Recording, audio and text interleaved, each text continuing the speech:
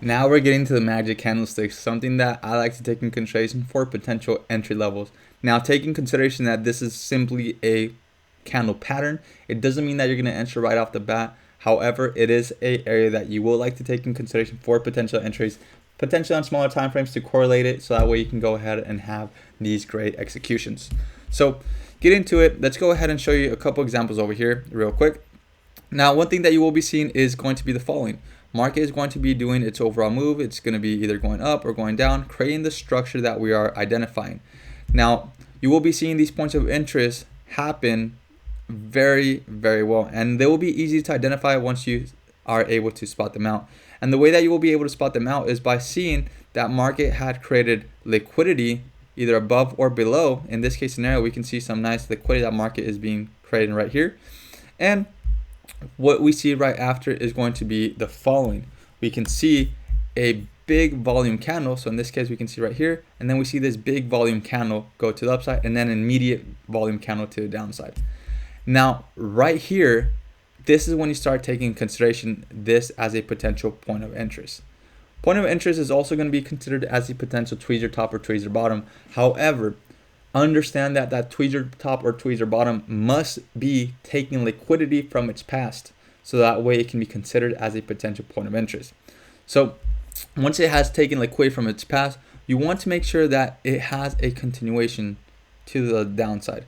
Therefore, we understand that there is lots of orders being dumped at that moment, so that way market can push to the downside, incentivize sellers, and then once sellers are incentivized, market will go ahead and back and retrace into a equilibrium level, so that way later on it can go ahead and take out orders that it had placed in the past. And we went through this in the beginning of the lesson, remember. So if you haven't gone through the beginning of the lesson, go to the very first lesson, so that way you guys can know exactly what I'm talking about.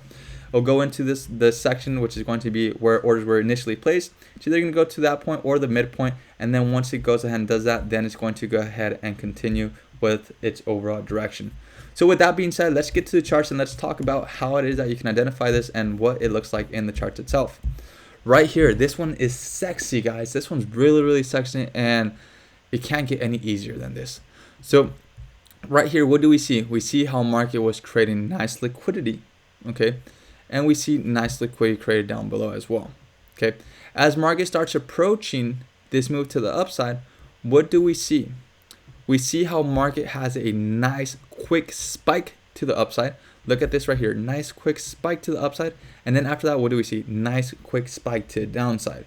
That is what we want to see. Now you may be saying, Mauricio, but didn't take the liquidity from the past like you mentioned.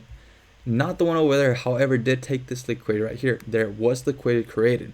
So always pay attention to, one, the liquidity of equal highs, equal lows, and two, the open liquidity from trend lines. So that right there, we have open liquidity that we're able to go ahead and take out. Market comes back up, and what does it do? We have a nice test into the 50% of the imbalance for a nice continuation to the downside. So this right here is sexy. This is the definition of sexy. We can see how market took out liquidity. We can see how that point of interest was very, very nice. Now, another thing that you may be asking, Mauricio, but I don't see this as a overall tweezer top or tweezer bottom. Not all the time you're going to be seeing tweezer tops or tweezer bottoms, but one thing that you do want to be paying attention to is going to be where the market started its overall move, right? In this case, what we are seeing is accumulation of price. This right here, this little Tetris candlestick that we are seeing. And this accumulation of price could be defined as a potential tweezer top or tweezer bottom on other time frames. So that is something to take into consideration. We can see how market came into that zone, and then from there continue moving down. Let's give an example of a nice point of interest, so that way we can identify it a lot easier. Right here, awesome, sexy. Look at this. Right here we can see clearly some nice liquidity that was created, and then we see, what do we see over here? We see some nice liquidity as well, okay? So as we can go ahead and see these liquidity points, we can see the following, how market went ahead and spiked up very fast into what? Fulfilling potential points in the past, such as imbalance zones. We can see how this imbalance zone was fulfilled. And then we can see that huge spike to the downside. Very nice. So what do we expect? We can see how market is creating liquidity. So market is going to potentially continue going down to take out that liquidity. So we're going to be looking for that point of interest, which is right over here. As we had mentioned, this is our point of interest. And once we identify that point of interest, we can look for potential selling opportunities. This is going to happen over and over, guys. It happens at the top or at the bottom of the market. Make sure you are at the top or at the bottom market. You don't want to be doing that in the middle of the market. You want to do either at the top or at the bottom. Okay, so in this case right here, what do we see? We see a nice point of interest. Now, how we tapped into this point of interest? At this very moment, we didn't, but look at this. Where did the point of interest start? The point of interest started right over here. So let's see if this point of interest was tapped into. We are very, very close from tapping into that point of interest. We didn't quite tap into point of interest, but we can see how likely the market is to reach into those zones. Why did we not tap into that point of interest?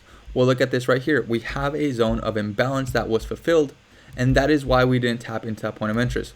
So there could be factors of reasons why you don't tap that point of interest. One of them is going to be either imbalance zones. Another one is going to be either your accumulation of price. There could be accumulation of price right there that's tapping before, and it's not letting the market continue all the way into the point of interest. So things that will contradict your point of interest being tapped is going to be points of imbalance and also accumulation of price. You could also be looking at order flow, but that is something that's separate that we will be talking about later on in the future. So with that being said, guys, make sure that you are looking at these tweezer tops, tweezer bottoms, but understand that for it to be a point of interest, it has to take out previous liquidity, and it has to have a nice continuation, nice momentum towards the overall direction that's leading into. So as always, guys, I hope you guys enjoyed this quick lesson on points of interest. Always let me know what you'd like to see next on the comments down below.